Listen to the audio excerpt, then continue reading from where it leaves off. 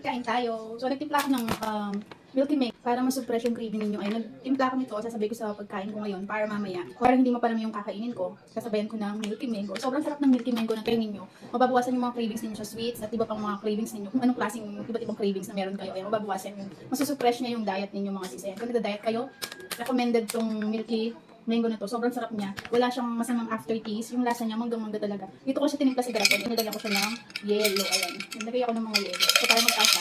Tinimpla ko siya dito. Ayan. Kita niyo ba yung kulay niya? Super milky niya. Napaka-creamy pa rin ang color. Ayan, malamig. Ang sarap. Sobrang sarap ng Milky Mango ng sisig lang. Grabe. Sobrang sarap. Ito yung sachet.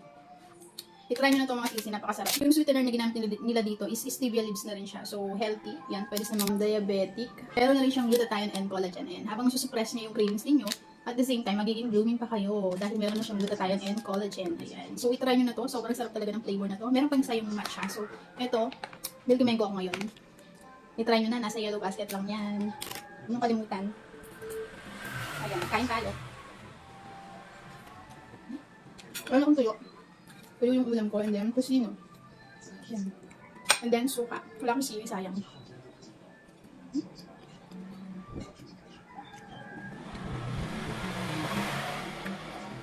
Kumain na ba kayo mga sis?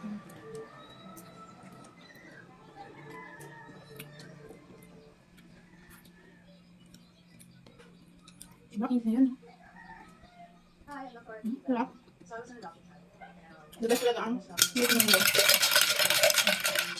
Dito naman sa Milky Mango, hindi naman kayo mag-flash out.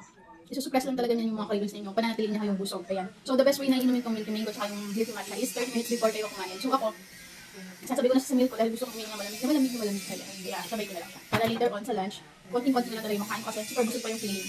Ganun yung effect niya. Wala siyang flash out na magaganap. Mamaya gabi pa ako magkano, di-detox. So, Milky Mango muna ako ngayon. Mga susitry yung mga product ng sisiglam. Yung mga detox niya, itong mga juice na to. AS pala itong Milky Mango at saka yung Milky Matcha. So, hindi siya nakaka-flash out. Nakakabusog lang siya. Problem mo din mga product ng sisiglam. Super effective nila, promise. Kaya kung hindi pa na-try, subukan nyo. Highly recommended sila mga sis. Sobrang daming gagandang feedbacks. Napaka-legit. Galing mismo sa mga users, sa mga gumagamit ng mga produkto ng sisiglam. Kaya very effective talaga. Totoo, promise yan. Check out nyo na, nasa yellow basket lang. Kung kakain kayo sa labas, ayan, magdala na lang kayo ng inumin nyo as either na yung mga detox drinks o kaya itong Milky Mango at saka yung Milky Matcha. Yun na lang yung inumin nyo drinks. Huwag na kayo mag-order sa labas. Kasi super. Ang sarap talaga ng lasa niya, promise. Wala siyang halong aftertaste. Basta wala siyang masamang halong aftertaste. Baga, very natural lang yung mga lasa nila.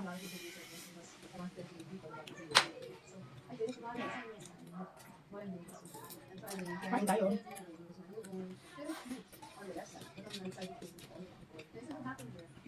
Ay ba, ano mas prepared yung ulam? Mga dried fish, dried seafoods, or mga processed food. Ano naman, depende sa cravings ko. Minsan, mix. May konting processed food, kaya hindi mo wala yung mga dried seafoods. Pero mas paborito ko, mas gusto ko yung dried seafoods kaysa sa mga processed food. Hindi lang ako mag-processed food. Processed meat. I mean, pag nang nag-crave. Mas pwede yung mga tuyo. So yung puset, yan, sarap. Ayan, nanonood pala ako ng kulit ng mga C-drama habang kumakain. Hindi ko manood ng mga C-drama. Kayo ba? Kaya? Sorry.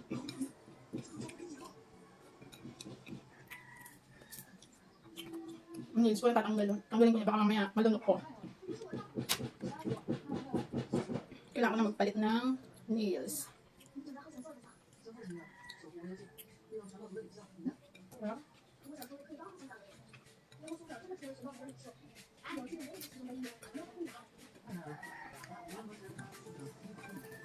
Masarap talaga kumain kapag yung feeling na yun. Gutom na yung feeling mo. Hindi kung kahit parang hindi masarap yung ulam.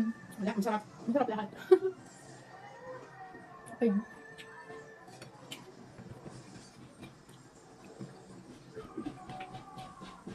Gusto na yung kanin ko.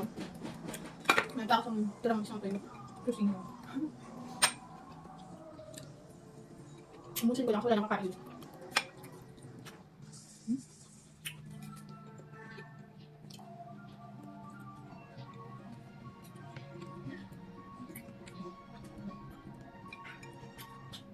Yan.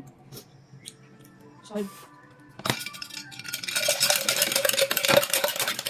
Alam mo ba madalas, mas dahil kumapunta ng mga inuming juice na nilalagyan ng milo sa mga garapong bote. Yan, nagagandahan ako, tsaka maluwang. Itry nyo na to, ang Milky Mango, ayan. Super effective, super sarap, promise.